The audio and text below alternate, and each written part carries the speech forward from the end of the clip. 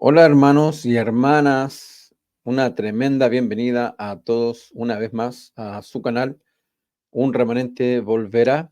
Hemos tenido dos capítulos anteriores contundentes con respecto al rey de Asiria, lo que se conoce para Juan como la bestia o para Daniel, el rey del norte.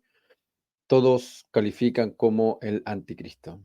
Capítulos muy gráficos en cuanto a sus funciones que este personaje cumplirá ya como parte de un conglomerado, una alianza militarista del fin de los tiempos. Y en el canal hemos dado cuenta en forma progresiva, yo creo que los que están desde hace mucho tiempo han visto la escala de las clases, cómo vamos incrementando en eventos del fin de los tiempos para ordenarlos. Sobre todo es importante tener esas ideas claras, junto con el camino de ir ajustando nuestras vidas, ¿cierto? Entrar en pacto con el Señor. Entonces, para terminar un poquito la serie de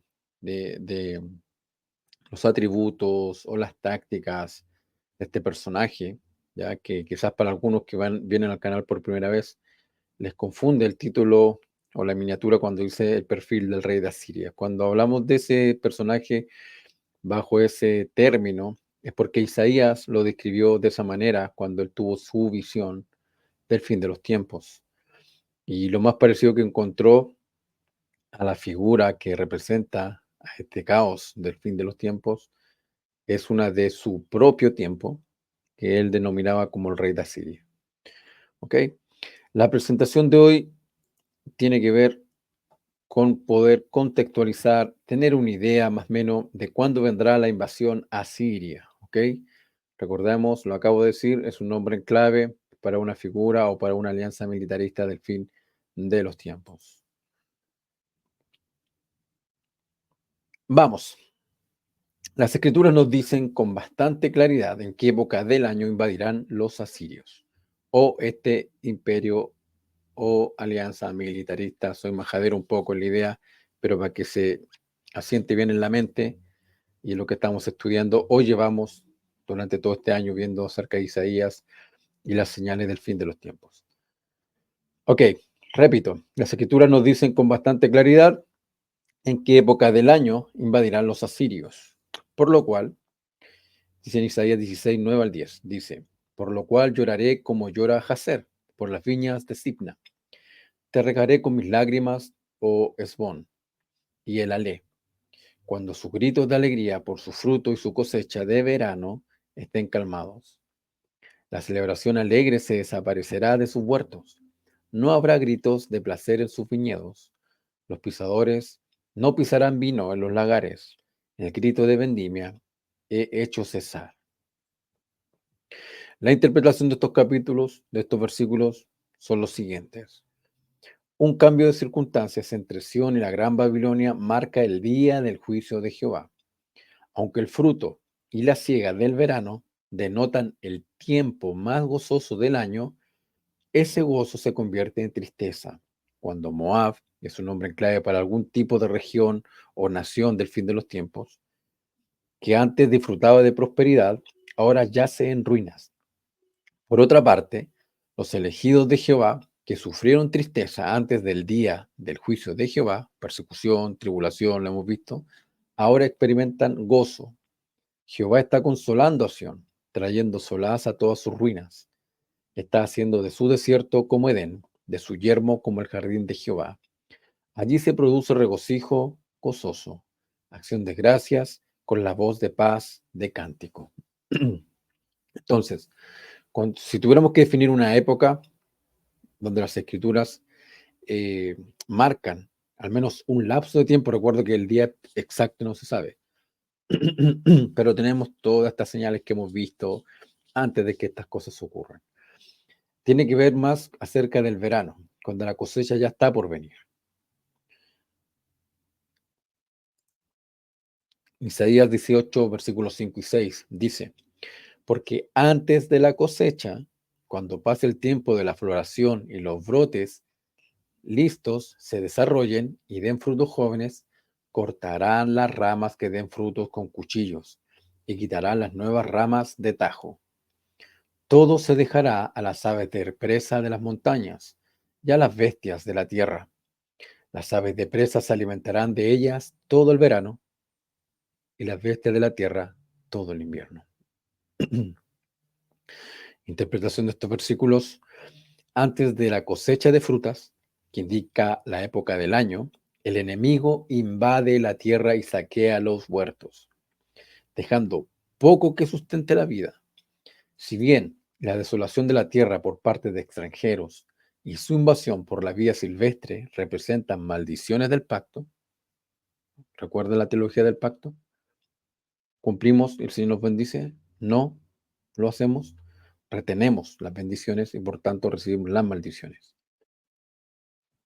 Las maldiciones del pacto, tales como las aves de rapiña y las bestias de la tierra, significan además la infestación por bandas de merodeadores que buscan subsistencia donde quiera que puedan encontrarla. Toda la tierra se convertirá en desierto. Gavilanes y halcones la poseerán, y búhos y cuervos la habitarán. Todas las fieras, animales del bosque, venid y devorad. ¿Ok? En toda esta interpretación tenemos, y en estas escrituras, lo metafórico de Isaías, ¿cierto? Gavilanes y halcones, ¿cierto? Son descripciones del profeta Isaías para personas que han sido descreadas o han degenerado en la maldad, ¿ok? En vez de estar siendo reconvertidas en la escalera espiritual de Isaías hacia Sion, Jerusalén, es al revés. Bajan desde Babilonia hasta perdición. Entonces, nuevamente habla de antes de la cosecha de frutas, nuevamente menciona el verano como una época, ¿cierto?, de referencia. De esto trata el capítulo, es el objetivo, tener un parámetro cercano que podría fácilmente estimarse en meses, donde podrían ocurrir algunos eventos. Isaías 28, versículo 4, dice, y los marchitos redondeles, las coronas de gloria en las cabezas de los opulentos, serán como las primeras frutas maduras antes de la cosecha de verano. Quien las ve, las devora en el momento en que las toma. Ahí está el patrón de nuevo. La palabra verano aparece otra vez. Interpretación de este versículo. Las ideas que vinculan al rey de Asiria, Babilonia o Anticristo con estos versículos son el hecho de que el pueblo de Jehová está siendo pisoteado. Y el momento del ataque de Asiria, a principios del verano, las anteriores coronas de gloria de Efraín, ahora meras guirnaldas marchitas sobre las cabezas de una generación posterior, no son suficientes para impedir la invasión desoladora de Asiria. La alianza enemiga rápidamente devora o se traga el producto de Efraín. El día del juicio de Jehová humilla a los opulentos de Efraín, literalmente orgullosos y gordos, tanto políticos como eclesiásticos. Entonces, configuremos un poquito la idea. Tenemos el patrón, tenemos una estación del año como verano, o próxima allí, cuando estos eventos ocurrirán. Tenemos el otro patrón, ya acerca del pueblo, que es el catalizador de los eventos del fin de los tiempos. Cada vez que el pueblo del Señor, que recibió un convenio, no cumplió, a través de su desobediencia, catalizaba, ¿cierto?, que vinieran las maldiciones del pacto. ¿Y a través de qué? Siempre ha sido hasta a través de un ejército invasor. Todos han pasado por eso. ¿Ok? Entonces tenemos esas dos referencias. Vamos, escrituras adicionales. El Señor mismo lo dijo en Mateo 24, 32 y 33. De la higuera aprended la parábola. Cuando ya su rama está tierna y brotan las hojas, sabéis que el verano está cerca. Así también vosotros, cuando veáis todas estas cosas, sabed que está cerca, a las puertas. Otra vez, referencia a una estación del año, el verano. En Amós 8, versículo 1 al 3, el Señor dice, así me mostró el Señor Dios, dice el profeta. He aquí, un canastillo de frutas de verano, y él dijo, ¿qué ves, Amós? Y yo respondí, un canastillo de frutas de verano. Entonces el Señor me dijo, ha venido el fin sobre mi pueblo Israel. No lo toleraré más, y los cantos del templo serán aulladores en aquel día, dice el Señor Dios. Habrá muchos cadáveres por todos lados, los echarán fuera en silencio. Cuando estudio todas estas cosas y veo todas estas referencias al Antiguo Testamento y cómo hemos infravalorado a la visión de los profetas antiguos como como mera contexto histórico solamente o de aplicación al pueblo en esa época. Y cuando entras en la profecía de Isaías y entiendes el patrón por el cual el Señor opera y que a través de las cosas antiguas nos dice las cosas que ocurrirán en el futuro, ves todas estas maravillas en los versículos, porque todo se empieza a aclarar. Ven todo esto cuando está hablando del fin de los tiempos. Y Jeremías también, un profeta, también muy inspirado por las palabras de Isaías, dice, Viña de Sitma, lloraré por ti con llanto de Jacer. Tus renuevos cruzaron el mar, hasta el mar de Jacer llegaron. Sobre tus frutos de verano y sobre tus vendimias cayó el destructor. Y la alegría y el gozo se fueron de los campos fértiles y de la tierra de Moab. E hice que se acabase el vino de los lagares. Nadie andará con gritos, ni sus gritos serán gritos. Hay alguna traducción que puede ser repetido ahí. Seguimos con el patrón, una estación específica del año. ¿Cuál es? El verano, ¿cierto? El Señor lo dijo acerca de la higuera. Cuando veamos que la higuera brota las hojas, sabemos que el verano está cerca. Para mí, creo que el verano también es un nombre en clave para esta invasión, ¿cierto? Para este diluvio que aparecerá, este calor abrasador que tratará el anticristo de posicionarse conquistando el mundo. Entonces, ahora la pregunta es, antes de avanzar con lo mismo, que vamos a seguir, ¿qué tipo de verano es el que estaríamos contextualizando o el que tendríamos que ver? ¿Es el verano de el área de Sudamérica Sur, por ejemplo, donde hoy siendo 27 de agosto estamos en pleno invierno, pero que para Europa o Israel o los Estados Unidos y la otra parte del mundo están en el verano específicamente, ¿ya? Que comienza, sabemos que en junio y termina en septiembre. ¿Es esas las fechas? ¿Serían esos los meses que debiéramos estar atentos? Y donde repito, que no es contundente en sí mismo, por decir, ocurrirá en esos meses, un día específico de junio, de julio o de agosto o septiembre, que es lo que dura el periodo, ¿cierto? Para esa región del mundo, como verano, no Sudamérica.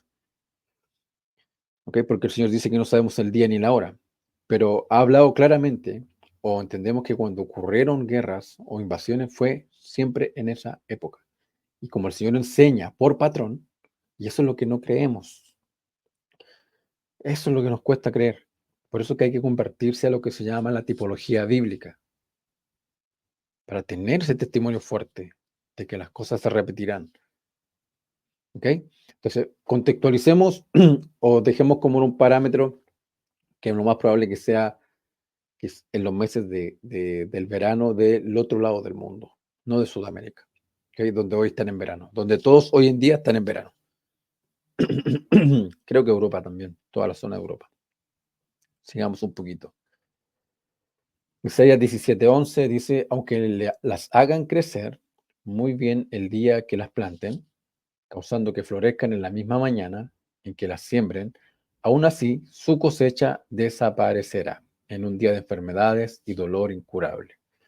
Entonces sigue este patrón nuevamente de cosecha, de cuando las cosas están por florecer, por dar su fruto. Por mucho que trabajen las personas o por sofisticados que sean sus métodos agrícolas, no tienen defensa contra el mal tiempo, una maldición del pacto. Tampoco perciben que es Jehová quien levanta a sus enemigos contra ellas, lo que acabo de decir recién. El pueblo del pacto falla y trae sobre sí misma un enemigo que los tiene que pisotear o humillar por no cumplir con los términos del pacto. Tampoco perciben que es Jehová quien levanta a sus enemigos contra ellas, quien las capacita para invadir su tierra y asolarla. El día de enfermedades y dolores incurables. El día del juicio de Jehová deja a los enfermos y afligidos de la humanidad sin recursos ni curas curativas. La maldición devora la tierra. Por los que moran en ella han incurrido en culpa. Todo esto se asemeja con ¿qué?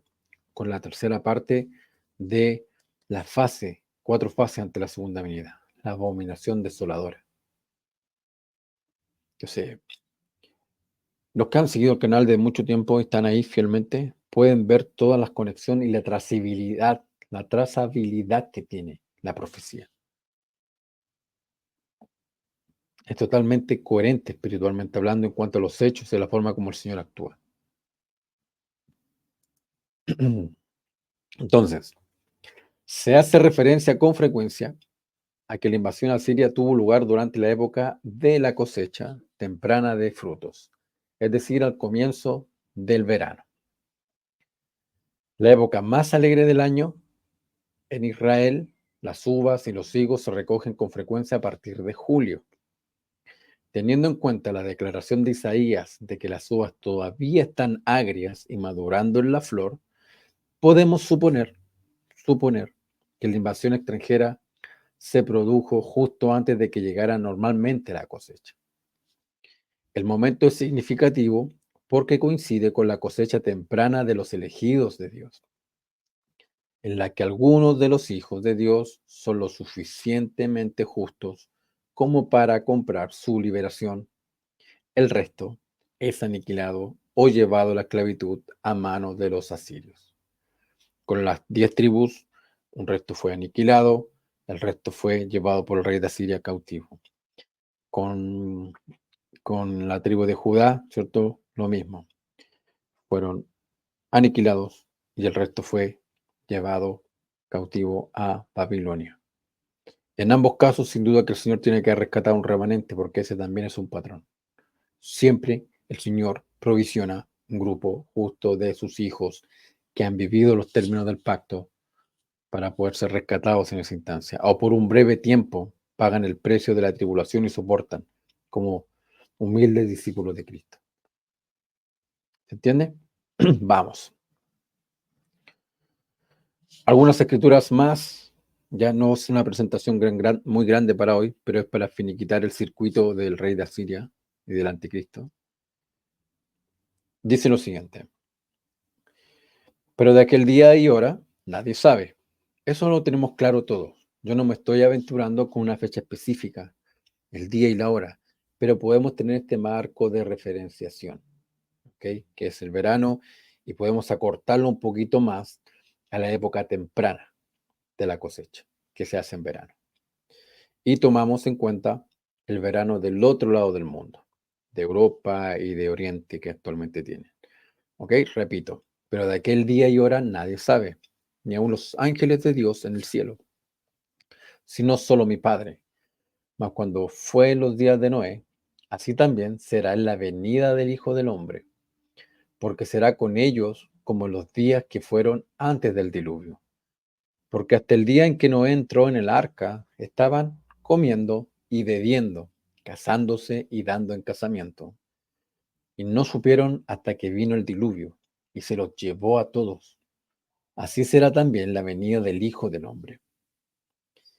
Mateo 24, 36 al 39, ¿ya? Y la traducción del profeta José Smith de Mateo 1, 40 al 43. Lucas 21, 34 dice: y mirad por vosotros mismos, que vuestros corazones no se carguen de glotonería y embriaguez y de los afanes de esta vida, y venga de repente sobre vosotros aquel día. Aquel día, las Escrituras, es un nombre claro y específico de un periodo anterior a la venida del Señor, o la época de tribulación, o lo que hemos visto en algunos canales, algunas frases creo que he compartido, de estos 7 años antes de que el Señor aparezca. Bien, con esto complementamos, fortalecemos el capítulo y vamos consolidando la idea de la época más o menos que el Señor, o aparecerá, perdón, este imperio militarista del fin de los tiempos.